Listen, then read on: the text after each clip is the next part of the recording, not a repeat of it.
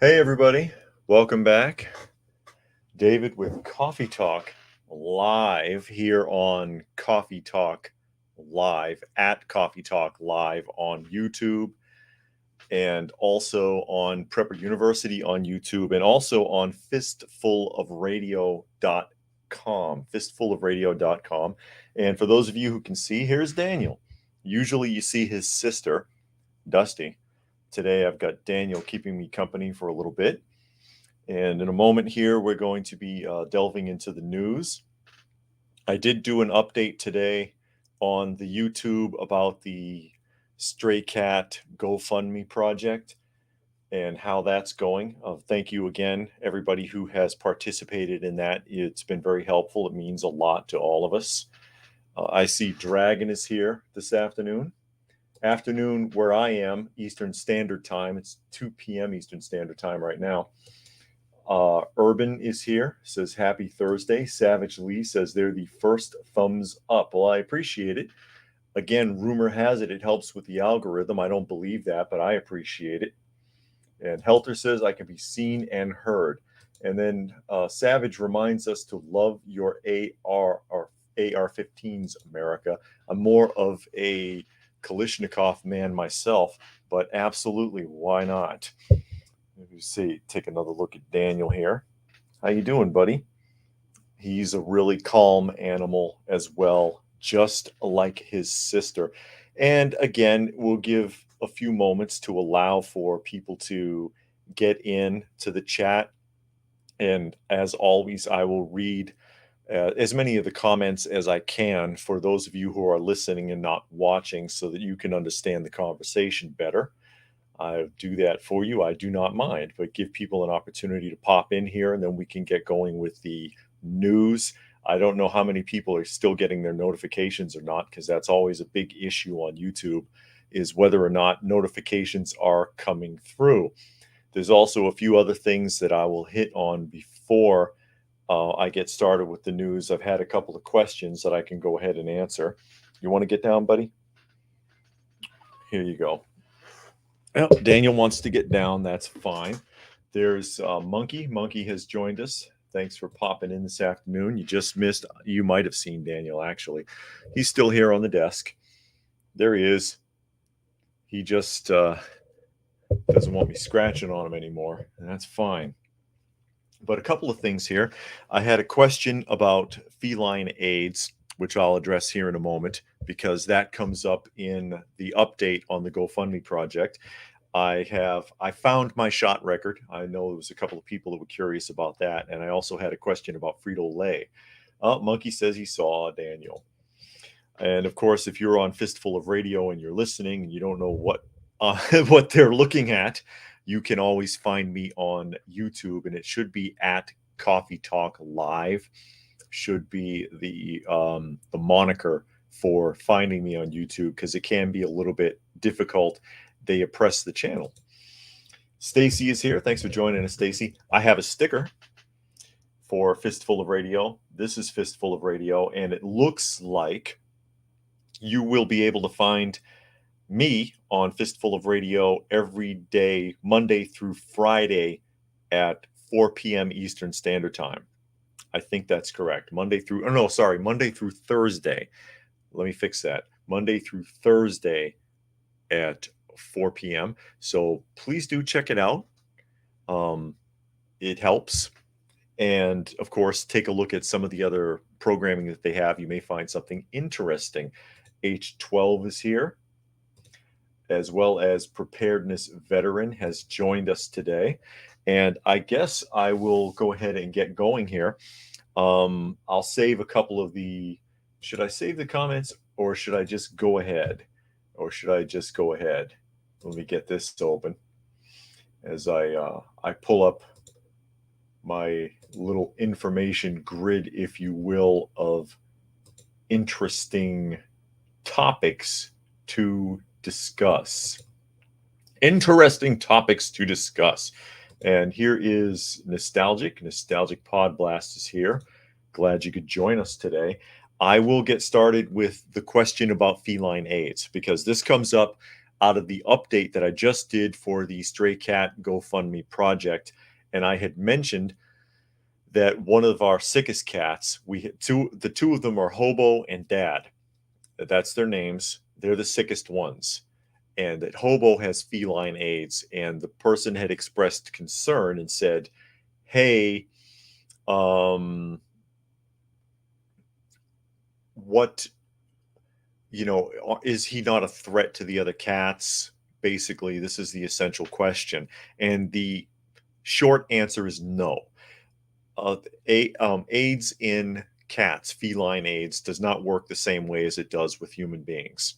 All right. Casual contact, there's no correlation whatsoever. So, grooming, sharing food, sharing water, it will not affect anything. Furthermore, it's almost impossible, to my understanding, for them to transmit it sexually. It does, it doesn't work the same way as with people. In order for it to be transmitted, there has to be an act of violence. So if one cat that had feline AIDS was in a really vicious fight with another cat, where they bit that cat and penetrated the skin and made contact with the blood of the other animal, there's a chance they could transmit it. And as most of you are aware, Hobo doesn't have teeth. He's not going to be biting anybody anytime soon. Hobo doesn't have teeth anymore. Not sure even what happened to him. The vet's not even sure why, because he doesn't have any disease that would cause him to lose his teeth. I just pray that somebody didn't kick his head in or something, and that's why his teeth are gone. But he can't bite anyone. So he's really no threat to the other cats. And besides which, if on the off chance that he could transmit it sexually, he's been spayed, so he has no desire. He's not going to be doing that anytime soon. So yeah, Hobo is not a threat to the other cats because he has feline AIDS. I don't know if anybody is aware of how that works. And Monkey said, what's the context behind the Fistful of Radio? Did you get an airtime slot for that radio station, web radio station? Just curious. Actually, a friend helped me get in there and work me into a time slot. All People says, if you can post your Fistful of Radio direct link to your page or to your chat, it can be added to in the news emails that are sent out to many. Okay. I will try. I will work on that. I'm figuring it out. I'm not the expert. I am not the expert. The second thing that came up was talking about my shot record. I actually found my original shot book, my shot record. You can see there, it's I don't know if you can see it. There you go. City of Boston Health and Hospitals Department appointment book. This is it. And I don't know how well you can see it. And it has the shots listed as well as all the visits. So, your basic checkups and weigh-ins and stuff like that are listed on the right side. I don't know how, there we go. See, this is appointments. And Stacy says, I'm definitely going to check out your slot at the Fistful of Radio. Well, if you go to fistfulofradio.com and they have their menu. They have their daily menu, and you can actually see me on there. It'll say 4:01 p.m. coffee talk, and that's me. But I appreciate that. So anyway, this side is the appointments, and over here is a listing of shots. And really, it looks like there's a few, but it's really not. because they're boosters. Technically, there's only 4. So it's got one on here called DPT, which requires 3 shots. And the next one is polio, and there's 3 for that. So there's an initial one and then 2 follow-ups. And then there's measles, and then there's a couple for smallpox down at the bottom. So 4 inoculations, and the last entry is May 1971. So it's been a lot longer than I thought off the top of my head since I've had a jab. 1971. And I'm one of the last people. I'm one of the last groupings of people to get the smallpox too. Because, and Eric L has joined us. Thanks for coming in today. I'm one of the last groupings of people to get this because they stopped in the mid 70s because there had not been a case of smallpox globally for I think like a couple of decades or something. So they were like, there's no point in forcing people to keep doing this, and they stopped. And I know that if you were involved in Desert Storm or Desert Shield and you were younger, they probably gave you one at that time, but it's not something that they give people anymore. And so, yeah, I'm just following up here. Erikel, that I found my initial shot record, and it's more than just shots on here, is visits and things like that. But it looks like the last like smallpox listing, there's 4 shots listed, and the last one is in 1971. So it's been a while. It has been a while. I'm not an advocate for it. I don't trust that. I don't believe in it. I can't tell you what to do, but I don't like it. And I'll also tell you, I don't have allergies. I don't get sick very often, rarely, maybe once a year, maybe less. Preparedness says, yeah, camelpox was a scare in the Gulf. And Stacy said, are the other vaccinations they give us bad? I know the C shot is, but what about the other ones? Thoughts? I don't trust really any of them. My wife doesn't either because I don't know which one it was, but a vaccination is what killed her brother. Eventually, because it made him a quadriplegic first. A lot of people were made quadriplegics from this particular inoculation, and then miraculously the records were lost in a flood as to who got that specific batch, and so nobody could be sued. And this was in the 80s, and he eventually died from complications from that. So I don't know. I don't trust any of them. I don't know what, all these food allergies that you get can be connected directly to various jabs and things like that. I don't trust any of them personally. Monkey said smallpox is naturally gone. The only trace of smallpox left is lab made. Yeah, so if it comes out, you know where it came from, huh? If there's ever an outbreak, you know how that happened, don't you? But anyway, catching up here as we prattle right along. The other question that I have before I get to the news articles is that about FritoLay? Because I did work for FritoLay. I worked for FritoLay many, many years ago. It was before I worked for the Juvenile Justice Authority in Kansas. And they had a complaint about the amount of chips in the bag. And yeah, that's a big complaint that a lot of people have. It's like, hey, I got a bag of freaking air. Well, you're buying the weight of the product. So you're going to get a lot of bag and you're going to get a lot of air. And actually, it's not even technically air. It's nitrogen. They pump nitrogen into the bags to keep them from oxidizing.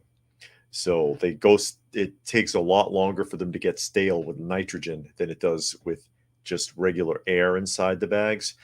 And the reason they fill it that way is so that the product won't get shattered. Because if they fill it up in a tight bag, the chips will all get broken. And you can, if you ever saw Laverne and Shirley, they made fun of that in an episode because that was a big problem back in the day, where they opened up a bag of chips for a party and poured it out, and it came out like sand. It was powder because the chips were all smashed. So what they did was we said, okay, we'll make a ounceage, and then at least half that bag is going to be empty space so that it has room to shift, unless it's going to altitude. Now, for Denver, for example, there is a plant in Denver that makes higher priority products, but they don't make everything. And other stuff still has to be shipped in by truck to Denver, but they put, I think, like 30% less nitrogen in the bags because the bags will explode when it starts reaching higher altitude on the inclines. But that's primarily the reason that they do that.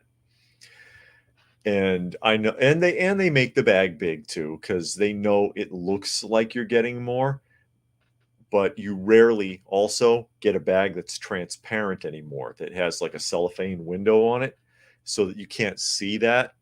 They use the Mylar bags to completely seal it up. So the person that complained that's in here, I don't know if you want to call yourself out or not, because I know they're watching today. Best you can hope for is they might throw you a couple of coupons just to squash the complaint. But as we go on here, let me see. I catch up on some of the comments. Stacy says, "Wow, that is disturbing. I'm sorry to hear that for her and your loss." Yeah, it happened to a lot of kids, but it got buried because they couldn't prove that they even got the shot because the records were lost. All the records happened to be in the basement of some hospital, and there was a flood and they were all gone. Yeah, I'm sure. Eric Hill says, "Ask a native about loaded blankets." Yeah, no kidding. And all people said, "Oh my God, your poor wife, brother, and family." Yeah, I know. And they took care of him for a long, long time. And I've met him. I knew him. By the time I met him, he had lost his ability to speak also, because it kept getting worse until he finally passed on. And all people said, "Did you see the guy, the news about the guy who killed his 2 infants, got sent to death row, become a transistor, went to a woman's prison, and taxpayer will fund his implant"? I've heard that. I haven't seen the article though, but that is interesting. That's very interesting. And Chance Acting Demo is here, says, "Hi, everyone. Thanks for joining us today." Monkey said, "Oxygen is any product's worst enemy when it comes to the air type." Correct. And Monkey says, "Oxidization is what kills products or rots." And Nostalgic says, "So it's not cost-cutting scam from FritoLay then?" No, it's because over the years, they've had too many complaints about broken product. So now they just make a bigger bag, fill it with nitrogen, and it's sold by weight exactly, because every bag is individually weighed at the PMO station. PMO is a parts machine operator, and he's the guy that the bag comes on a big roll. The Mylar, it's like a long Mylar sheet, and the parts machine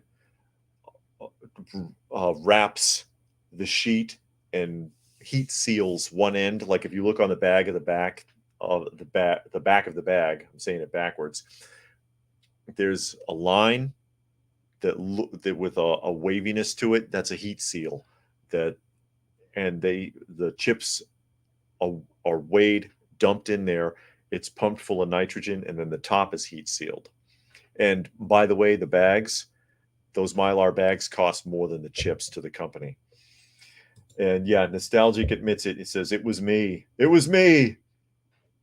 Bingo said, "Frito destroyed the mill I worked at. They bought us, and we were union, and they did not like that. They eventually forced my boss to cut hours to the point that we could not fill orders." And something, he didn't complete it. Oh, here we go. unload and load trucks. This led to us losing customers to the point that we shut down. Yeah, well, you know how I lost my job at FritoLay. We were replaced by robots. They had the packing stations were replaced by robots.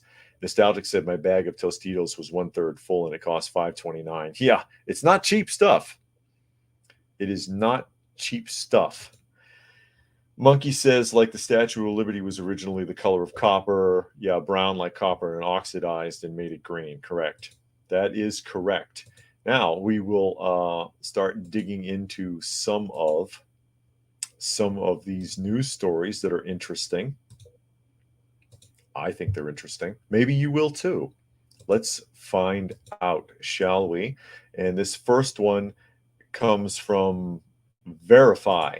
It's Microsoft Verify. Okay. And you already know why I'm doing this, because I love looking at these fact checker stories and picking them apart, which I'm going to do in a moment. And All People says unions are rarely, if ever, any help to workers. And I got to agree with that, because I've been in 4 of them and I've talked about the unions before. I've never been helped by a union. Hell, the union at FritoLay wanted me to falsify claims. That's another story. But here we go. It says, check Verify.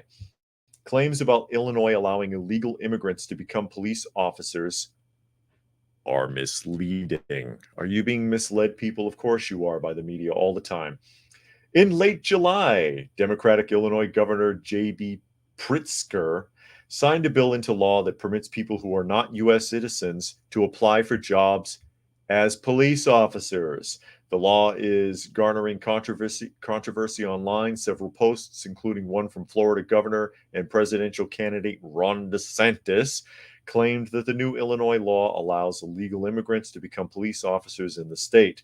People who are breaking the law by their presence here can now arrest American citizens, says Representative Lauren Boebert, representative of Colorado, wrote in a viral post. And it says here, the question is, and this is their fact checking, is Illinois allowing illegal immigrants to become police officers in the state? The answer, these claims are misleading the law-abiding non-citizens, including DACA recipients, to become police officers in Illinois, but they must be legally permitted to work in the U.S. And it says, what we found, the Illinois law known as House Bill 3751 does not allow citizens to become, or does not allow non-citizens to become police officers in the state, but contrary to the online claims, they must be legally permitted to work in the United States. So this is how they equivocate, because this is not necessarily true. What they are suggesting is that an illegal immigrant cannot apply for a job as a police officer in Illinois, even though the law now says that non-citizens can become police officers. So all an immigrant has to do is apply for a work permit, and then they can apply for the job. So it is true, isn't it? You see how they try to mislead you, folks?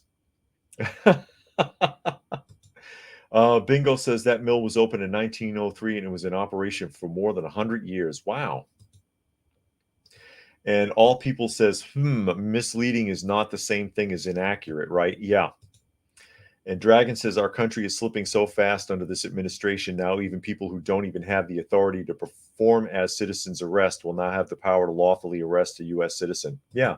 And that's why I wanted to talk about this, because I love picking apart the fact checkers. And you've heard me do this several times in videos on this channel and in some of these podcasts.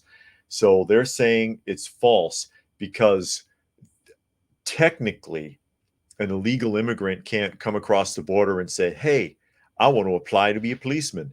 No, they got to apply for the work permit first. Then they can apply to be a policeman. So from that perspective, yes, they can, because they're not really citizens, are they? They're not citizens. And bottom line here is, and the reason why the United States has a problem with immigrant workers and migrants is because they can't tax them.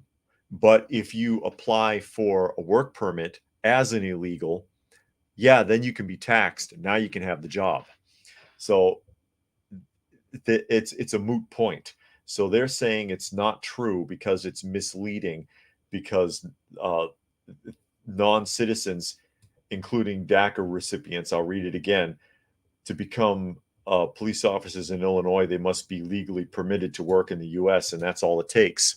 Hey, I'll go get the permit first. I'm sure they have a government office all ready and set to help them out. And All People says, excellent point, David. Who's checking the fact checkers? Me, but then who's watching? I mean, as they used to say, who's watching the Watchmen, right? From DC Comics. It's the same thing. These fact checkers can be very misleading about a lot of the things that they talk about. This is not the first time I found something like that and said, hey, wait a minute, that's not quite how it works, is it? Helter says American citizens have so much trouble to deal with when it comes to owning guns legally. Now the government are going to give non-citizens guns to be police. We're living in an insane idiocracy. Yeah, indeed. And that's a great point. And Illinois, by the way, is one of the strictest states for that. I lived in Illinois, where you have to have 2 damn permits to, I mean, it's ridiculous. You have to have your FOID card to even get started. If you go to a gun store or a sporting goods store, you have to show your FOID card and your driver's license.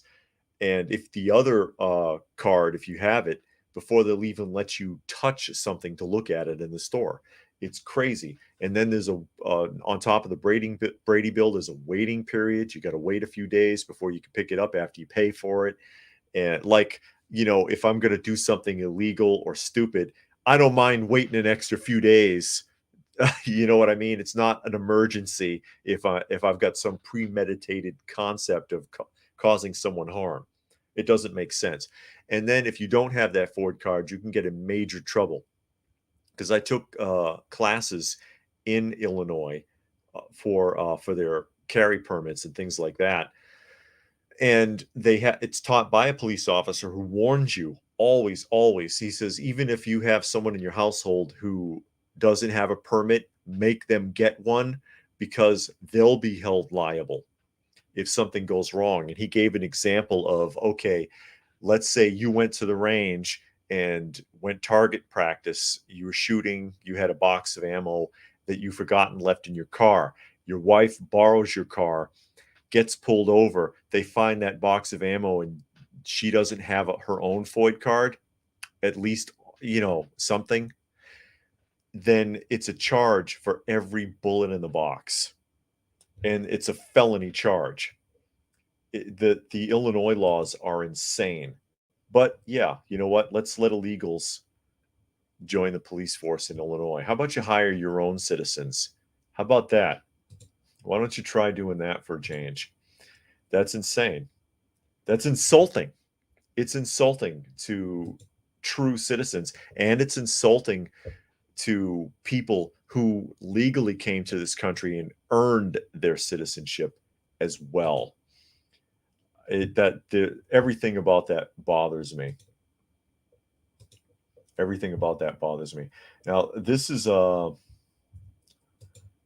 another one that I think is kind of interesting, and I'll touch on this one really quick, and because this is a pet peeve of mine. I've got several. I have several, folks, and this comes from Woman IO. Woman IO. So it's going to be non-biased, don't you? It says boomers have catastrophically failed. It's unfair that boomers leave younger generations with a bankrupt country, broken homes, rotten culture, and then blame them for it. Oh, yeah? I have a few things to say about that. I have a lot of things to say about that. And I'll get it. I love the metrosexual guy that they throw on there, who probably has 1/3 of his testosterone. And I'll read this again. I'll read this bit real quick and I'll make my point, because I have a big point about this. It says boomers have catastrophically failed. It's unfair that boomers leave younger generations with a bankrupt country, broken homes, rotten culture, and then blame them for it. It says Matt Walsh. Is that who that is? It's to be expected that generations vary from each other in some shape or form. with each new generation striving to create a good life for the generations to come. That's a lie, which includes their children, grandchildren, and beyond. It seems that the boomers dramatically failed in this endeavor, at least according to Matt Walsh. Really? They failed, huh? I've got a lot of points about that. Real quick. Brown says, please help raise money for sanctuary cities. We are here for a better life. Oh, yeah? Is that so? Are you being sarcastic, Brown? Dilo says, they made it. Yes, you did. I'm glad you could join us here today. Now, about the boomers. First of all, I have an issue with the term boomers. I was not born in the 40s. I was not born during World War II. But modern day people blanket everyone over the age of 30 in the boomer category, and it's done to insult them. Okay? It's done to sit there and say, you're so ancient and outmoded, you ought to be dead by now. That's what that means when they do that. So that right off is insulting. It's unfair that boomers leave younger generations, blah, blah, blah. I have news for you, Matt Walsh. Every generation has done that. And every generation has bitched about it like you are right now. And every generation has failed to fix it. All they do is give lip service. All they do is complain. I've heard it generations past, all the way from the 1970s. And if you look at it historically, you can find complaints going back centuries. Everybody blames the previous generation for their problems, but they don't solve them, do they? And you're not solving them by being a talking head. You're not solving them by sitting there and whining and complaining about it. What are you changing? And don't tell me that talking about it is changing it, because that never works. You have to change it through action if you think something is wrong. And action is what you don't get from any of these people. You're not getting action from Greta Thunberg. You're not getting action from, what's his name, David Hogg. David Hogg, what's he doing besides running his mouth and bitching about older folks? That's all this guy is doing. What are you actively doing to improve your life and live by example so that other people are impressed and want to emulate that so that there can be a better future? I've heard it all before. My generation did it. The generation before me did it, and so on and so on and so on, infinitely back. And they will continue to do it. There will always be people like this that sit there and whine and complain and accomplish nothing except getting attention for whining and complaining. And Kaslinka is putting laughs on here. She thinks something I said is funny. Helter says, classic case of younger generations blaming previous generations for bad things. The corporations, banks, and governments take the majority of the blame. It's a generational curse. Yeah. And, you know, there's very little being done. Very little being done. Nostalgic says, fun fact, William Shatner is not a U.S. citizen. That's right, he's Canadian. And he goes on to say, Shatner is a citizen of Canada who has never sought to be a U.S. citizen. Not sure how I feel about that. Yeah, and he chimes in on politics too, because he sure was in Hillary's camp for a short time when she ran the first time. And he was like, I think it's time for a woman president. Well, go elect one in Canada, William. I like the guy otherwise. You know, he's legendary. He's legendary, but please stay out of politics. All People says, but I thought Matt Walsh was a conservative. Didn't he make that What is a Woman film? I have no idea. I don't know too much about the guy. Dragon says, every generation likes to blame its ills on those that came before, just as every older generation likes to say the new generation is worse than them. Well, they kind of are. The music is not as good. The films are not as good. They have no pride. It seems like a lot of things have been lost, but as I get older, I understand why older folks when I was younger complained so much, because they saw something in us that was lost as well. I get it now, you know, as I'm older and I have to experience it and I have to watch it firsthand. I have to watch modesty gone. There is no modesty anymore with young people. even older people. There's no modesty. We have OnlyFans. Pornography is normal. Creeps are touching our kids. It's gone. There's no ethics. There's no morals. Even the illusion of it's gone, and it's getting worse all the time. Dragon goes on to say, the whole baby boomer narrative is just another hard-pushed divisional tactic designed to get poor people to blame their woes on other people. Yeah, wealthy people too. Wealthy people too, because I'm sure Matt Walsh has plenty of money. I'm sure he does. But I wanted to point that out. I wanted to talk about that really quick because that always bothers me when these people like to blame previous generations for their problem. And you know what? They probably are responsible for some problems. They certainly are. There are things that were allowed to get out of hand. We're a very throwaway culture that comes out of the production of plastics. You know, we were encouraged. TV dinners is a great example of that. Oh, you don't have to cook. Throw this in the oven and then throw it away. And yeah, we throw a lot of things away that we probably shouldn't. We make too much of everything. And that's not just in the United States, that's all over the world. Very throwaway culture, very let's destroy this and move on to the next thing attitude. And we've gotten to the point where we have that attitude with our own children as well. We ruin them. We ruin them, and it's not right, and it's not fair. It's not fair. They talk about that the children are our future. That's a lie. They're not our future. We're theirs. And they're being failed, but even by the current generation, even by the young people, in failing themselves, they fail the future. And then when they get to the future, if you will, they're going to blame everybody else for it. And the cycle will continue, unfortunately. That's just kind of how it works. Now, here's something about Joe Biden, because you know we got to pick on poor Sleepy Joe, right? The playground watcher, the playground, the resident in chief, the resident in chief. And this is from CNBC, an article on CNBC News. And I wanted to read this. First of all, you're going to be seeing a lot of stuff like this in the coming months because it's time to put out fluff pieces for good PR for the president because he's running again, of course. So he has to make himself look good. And so you're going to get stories like this, and the media is going to pander to him because that's what the media does. It panders to Sleepy Joe. And this one says, Joe Biden says he'd fire employees who don't take personal time off. It's a hell of a lot more important than your job. Really? Really, Joe? President Joe Biden has a rule for his staff members. If you don't take time off to tend to your personal life, you might get fired.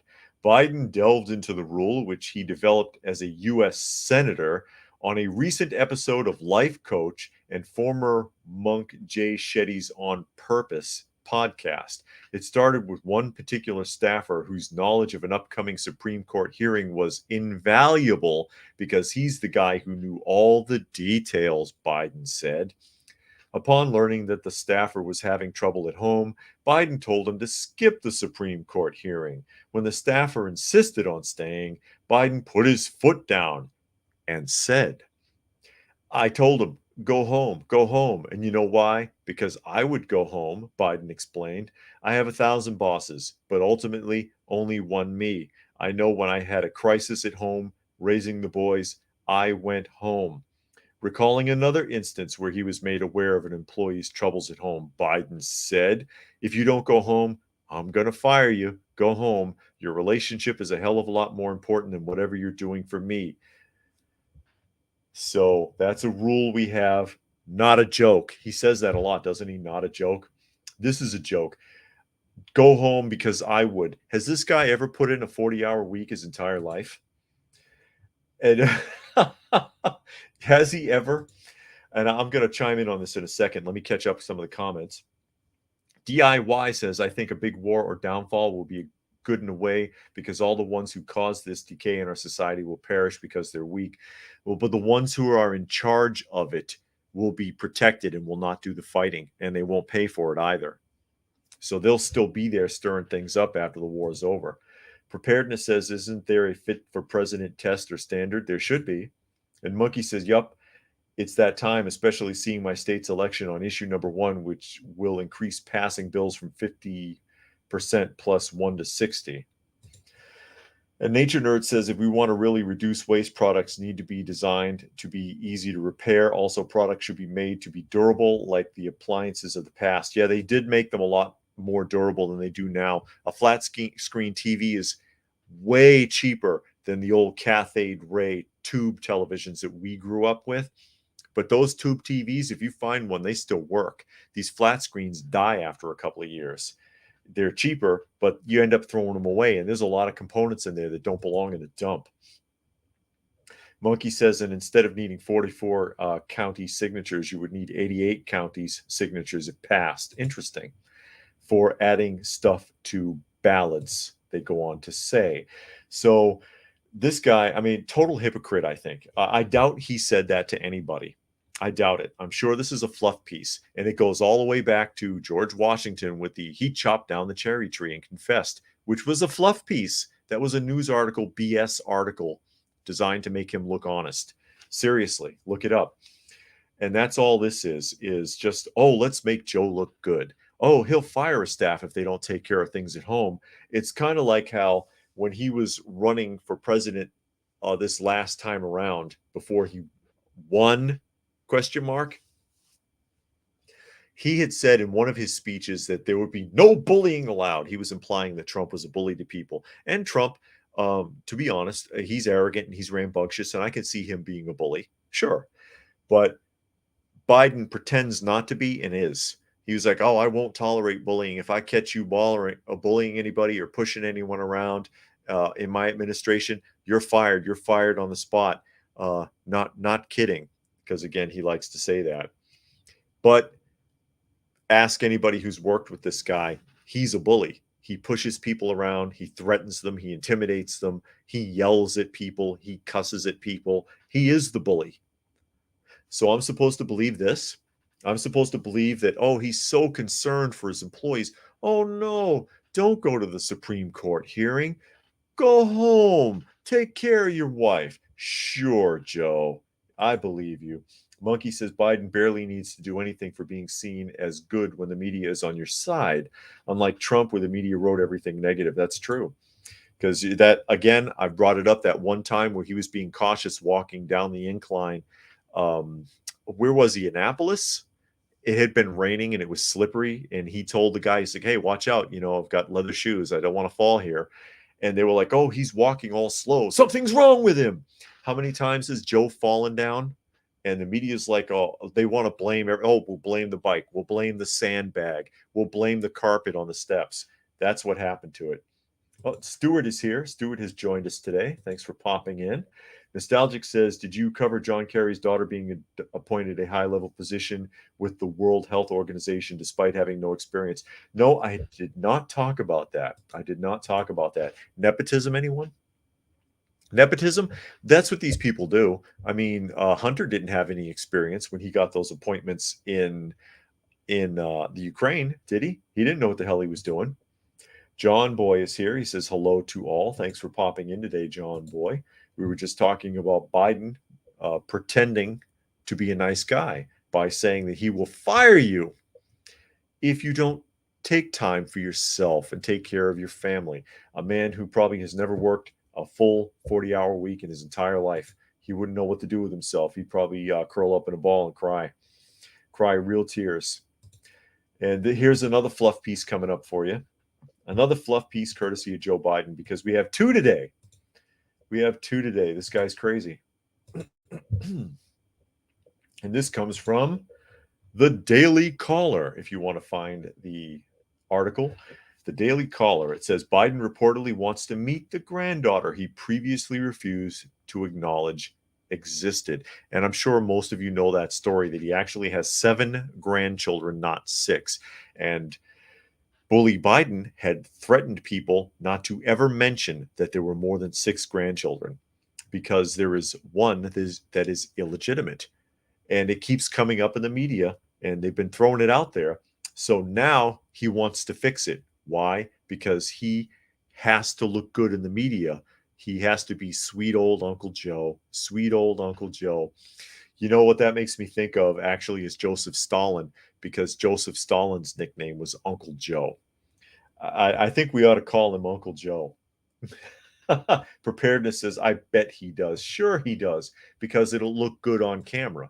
And that it's kind of like how when Obama goes to the soup kitchen, when he does those promo spots and he walks in and he stands there for 10 minutes and they take pictures of him uh, handing a tray of food to an actor, and then he leaves and we're supposed to believe that he goes to the shelter and helps out all the time, and it's a lie. President Joe Biden, as we read on, reportedly wants to meet his granddaughter, 4-year-old Navy Joan Roberts, who he refused to publicly acknowledge existed until last week. NBC News reported on Wednesday. Biden recognized his 7th grandchild, having previously insisted he only had 6 for the first time in a statement Friday. Biden now reportedly wants to meet Navy in person in an effort to dissipate rumors that he was ignoring her existence, according to people who spoke to NBC News. Of course he was, because she's illegitimate, and that doesn't look good. It is currently unclear when and where the visit will take place, NBC reported. It is also unclear whether Navy's mother and father, Hunter Biden and Luden Roberts, will be in attendance. Hunter Biden has reportedly never met his daughter, who was born in 2018. Biden reportedly waited to acknowledge Navy until he got the go-ahead from Hunter Biden, according to NBC. Really? So, you never heard of a grandparent who wouldn't go around their kids and meet a grandchild? Because that does happen. That does happen. I don't know what to say about all that. I don't know the whole situation with Hunter Biden, because I know there are extenuating circumstances in relationships by way of keeping a parent from hooking up with their child. I have been there with my exes, where I've been cut off from access and cut off from contact for very extended periods of time. And that is detrimental. I don't know whether or not she cut Hunter off and was like, get the hell out of my life, or Hunter is just like, screw him. But for whatever reason, this child was not acknowledged. Now all of a sudden it is, because it's good press, folks. It's just good press. Fluke Man is here. Fluke Man is here. Fluke Man, are you the one that was asking about the feline AIDS? Chime in here, because I talked about that a little bit earlier, but I can bring it up. I can bring it up a little bit if you were the one. And Fluke Man goes on to say, "Oh no, another girl for creepy Grandpa Joe." Yeah, another one. She's a little bit too young, I think, at 4. I hope so. Dragon says, for years, Biden ignored this poor little girl. Now we're supposed to pat this man on the back that he's finally acknowledged her, because people are disgusted by him ignoring her. And Helter says, the minute the election is over, he's going to disown her without looking back. And you could very likely be correct. Quote here from Biden: our son, Hunter, and Navy's mother, London, are working together to foster a relationship that is in the best interest of their daughter, preserving her privacy as much as possible going forward. Biden said in a statement to people last Friday, this is not a political issue. It is a family matter. Oh, it is very political, Joe. It's very political, Joe. And we're going to see, again, a lot of these types of fluff pieces in the near future. Get ready for it. You'll be seeing, oh, Joe, he's going to be a sweetheart. He may even write a children's book, because that's a thing now. That's a thing now. You remember when Obama Ghost wrote a children's book when he was campaigning? That's the big thing now.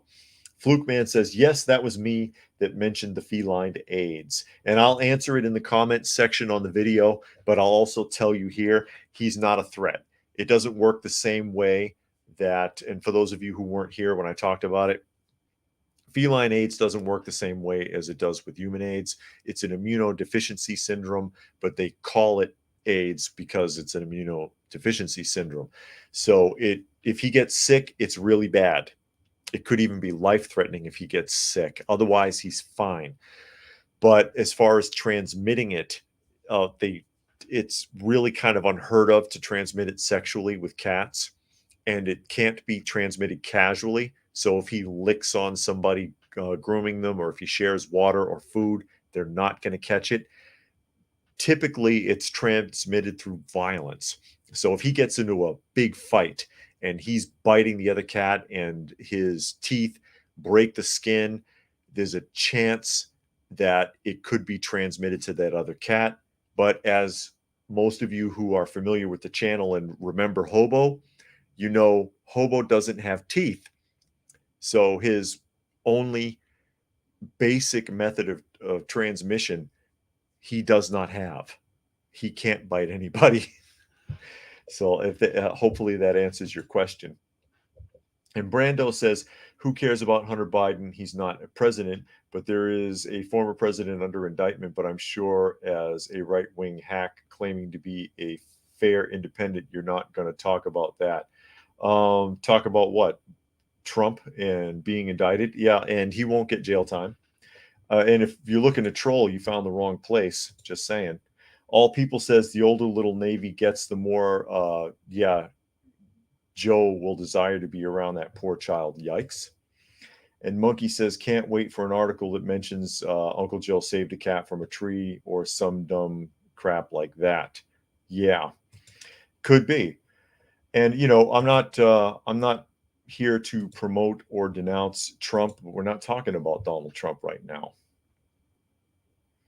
for that. And I got another article here lined up as we move along. And I'll pull this one up.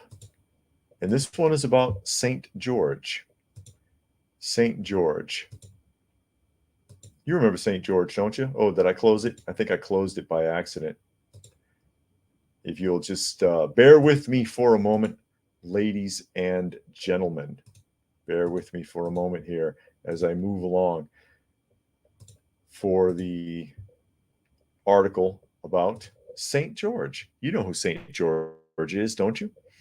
And this one comes from Fox News, but pick your poison. Pick your poison. All these news sources are pretty much the same. Most of them are owned by the same organization. Fox News and CNN are the same company. Most people aren't even aware. Monkey says, yes, the pilgrimage to Minnesota for the holy fentanyl needle relic. Yeah, I know, huh? And it says, what if the George Floyd narrative is false? What if it is false, ladies and gentlemen? Yeah, it is. We all know this.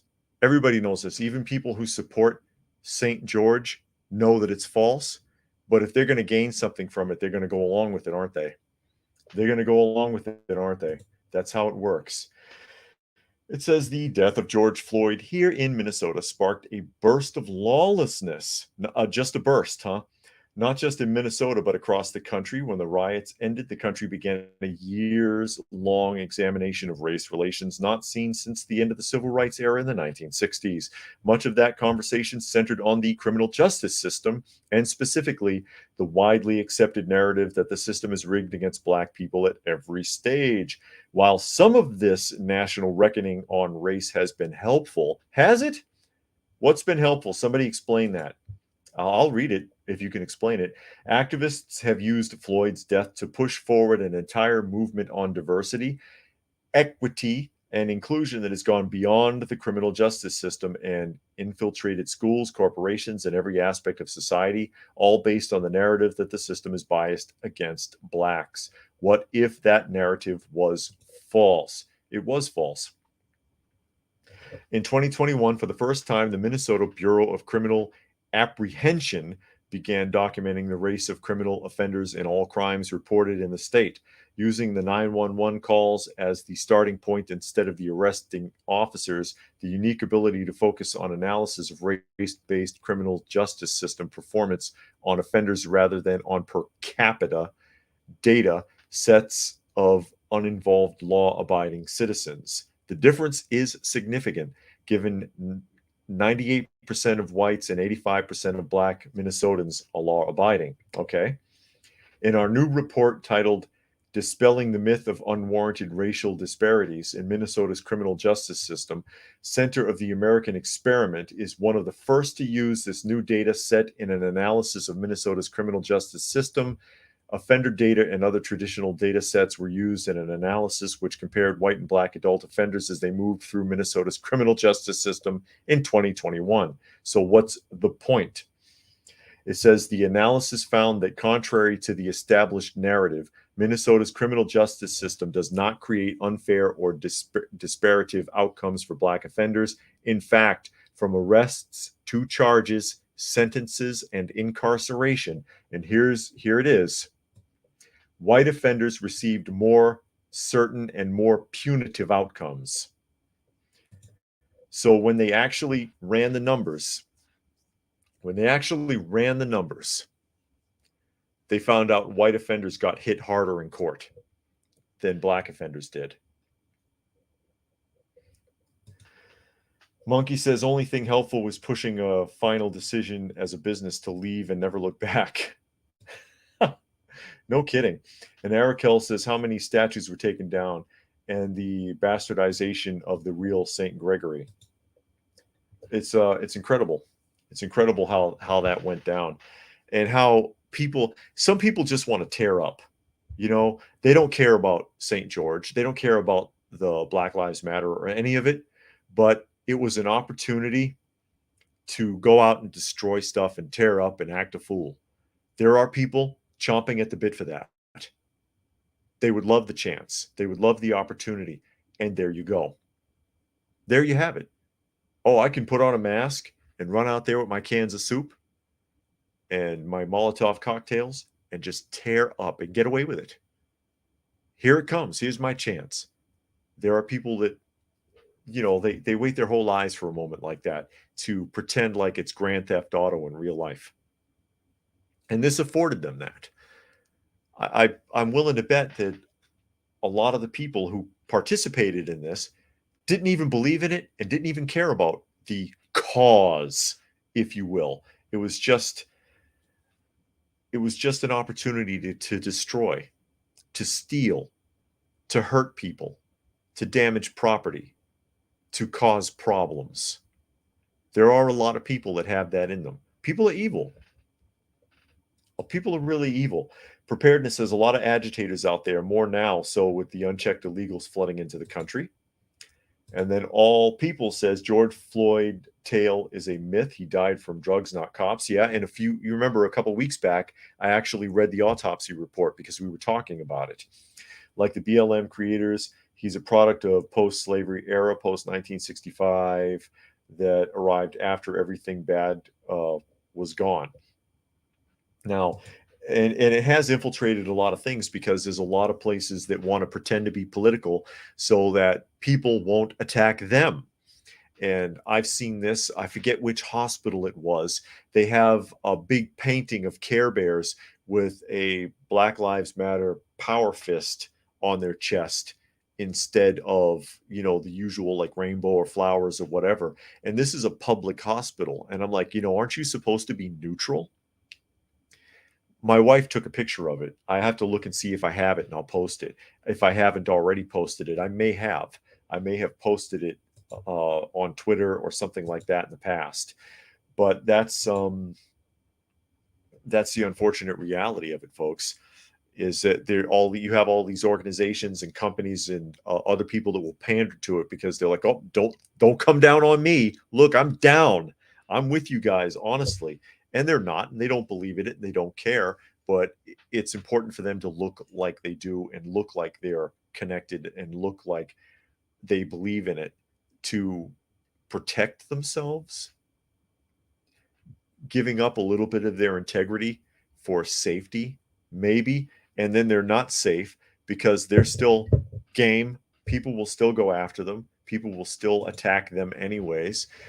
Look at these neighborhoods. They destroyed their own businesses, destroyed their own family businesses and things like that worked in those areas, made those areas uninhabitable for business because insurance companies, eventually they're not going to insure the properties. And then you can't open anything there. And you end up with entire city blocks with boarded up buildings. Monkey says, I remember when some of the girls in my high school that was going to walk over something with the police brutally and literally, the school vice principal said, you walk out, you all will earn detention. And Monkey says, and this was only like 5 girls that did that. They were going to do a walkout, huh?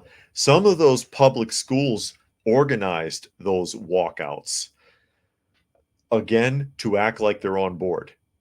It's all an act. They don't really care. They don't care about T people, transmissions, as we say in code because of YouTube. They don't care about alphabet soup mafia people. They don't care about Black Lives Matters or any of that. All these public schools and these public buildings and these companies and everything else, it's damage control. They're trying to keep these organizations from targeting them. But as the adage goes, if you give an inch, they'll take a mile, because they look and say, oh, look, these guys rolled over. Let's hit them harder. Let's see what else we can get out of them. Monkey goes on to say, if you see the huge number of students, it's all just to get a reason to be out of class. Yeah, because who wants to be in school? Those kids will go out there. They don't care. Very few of them will sit behind and do what? Get ostracized by the teachers, intimidated? It happens. Who wants to put up with that? And I'll remind you here, everybody, again, you can find me on Fistful of Radio, fistfulofradio.com, which is a podcasting service. Please do find me there. And please also do take a look at some of the other content. You may find something interesting. It looks like I am slotted for Monday through Thursday in the 4 p.m. slot. So please do check it out. If you go to fistfulofradio.com, you will see their menu of or their itinerary, and I should be there at 4:01 p.m. Eastern Standard Time. All People says the statues were removed and building street names changed. Oh, wow. Your code, man. It says demand of post-1965 Black migrants to the U.S., not by slave descendants of the U.S. who felt those changes erased their history. Yeah, and you've heard me go on about that because my wife, of course, is Black and can trace her ancestry to slave ownership. She grew up in South Carolina, and her family can trace it. And I've told those stories before, that that the whole thing with the reparations and all the rest of that already happened, by the way, for many people who were legitimately descendants of slaves a very, very long time ago, generations ago, so on and so forth. So again, fistfulofradio.com. And if you're listening and not watching, this is at Coffee Talk Live on YouTube. And I'm also sharing on Prepper University on YouTube. And again, thank you everybody who has helped out with our GoFundMe project for the stray cats that we help to take care of. It means a lot. It really does. We got caught up, of course, because one of them needed a surgery. It was really bad. And he's doing great now. And he's off his meds. And he's looking really happy and healthy. And we love it. We enjoy taking care of them. And we are grateful to everybody who helped us with that. And with that, I'm going to go ahead and sign off. So thank you to everybody for joining us this afternoon. Hope you enjoyed that. Hope you got something out of it. And we will be doing this, yes, again, sometime soon, ladies and gentlemen.